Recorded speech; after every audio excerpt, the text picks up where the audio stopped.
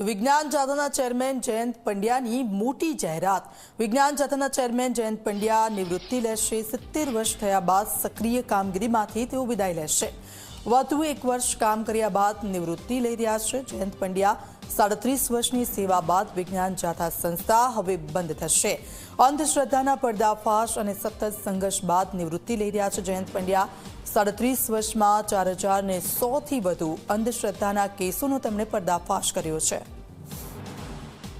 ઉંમર 70 વર્ષની પૂરી થાય ત્યારે જે પર્દાફાશની કામગીરી અને જે ફીલ્ડ ઉપર જે લોક ચળવળની કામગીરી સંપૂર્ણ બંધની જાહેરાત કરી છે, નિવૃત્તિ જાહેર કરીએ છીએ। માત્ર અમે અવેરનેસના અને સ્ટેજના કાર્યક્રમો વ્યાખ્યાનને તે ચાલુ રાખશું। બાકી કોઈનો વિરોધ પ્રદર્શિત કરવા, સૂત્રોચ્ચાર કરવા, આ તમામ કાર્યક્રમો 70 વર્ષની આયુ પૂરી થાય એટલે તુરંત બંધ કરશું। અમારા હાથે જ ભારત જન વિજ્ઞાન જાથાના બોર્ડ છે એ અમે કારોબારીના સભ્યો સાથે ઉતારી લઈશું તેવો પણ અમે કઠોર નિર્ણય કર્યો છે।